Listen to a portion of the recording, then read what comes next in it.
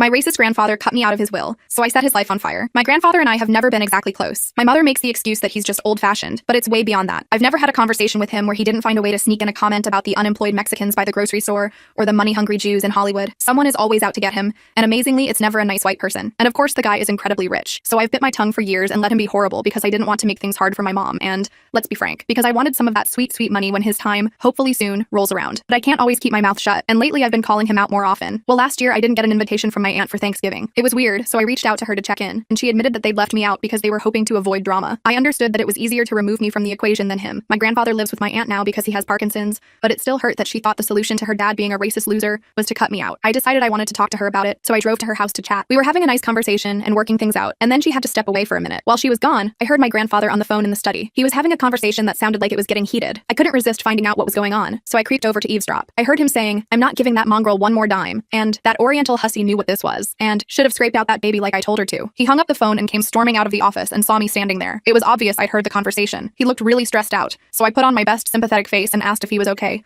partially because I'm not going to be outright mean to an old guy who looks like he's about to have a heart attack, and partly because I was hoping for tea. I guess I caught him at a vulnerable moment, because he revealed his big secret to me. When he was young in the military, he'd gotten a young Korean woman pregnant overseas. She had the baby, who was now grown up and in medical school and trying to steal his money, in his words. He said something about how hard it had been keeping this secret from his wife and kids all these years. Obviously, this story did nothing to make him seem like less of a miserable jerk, but it did, I don't know, kind of humanize him. Like, a terrible human, but a human nonetheless. It sort of felt like we were bonding. I even made a suggestion that maybe his secret son just wanted a relationship with him more than he wanted money, and he actually seemed to think about that possibility. So I felt like we were getting somewhere. My aunt came back out and he told me he wanted me at Thanksgiving. She was so relieved. We got through a few more holidays and it seemed like everything was going to be okay. Then that spring, I got pregnant. I won't lie, this wasn't planned, but I'm at a place in my life where I can support a child, and I've always wanted to be a mom. So I decided to go through with the pregnancy, even though the timing isn't great and the father and I aren't together. I told my family at Easter that I was going to be having a baby. They were understandably surprised but supportive, until we got to my grandfather. He immediately asked what color the man was who I let run through me. When I said that yeah, the baby is going to be mixed, he was enraged. He called me all sorts of absolutely disgusting words for defiling myself, and asked me how I was planning to tell my future hybrid daughter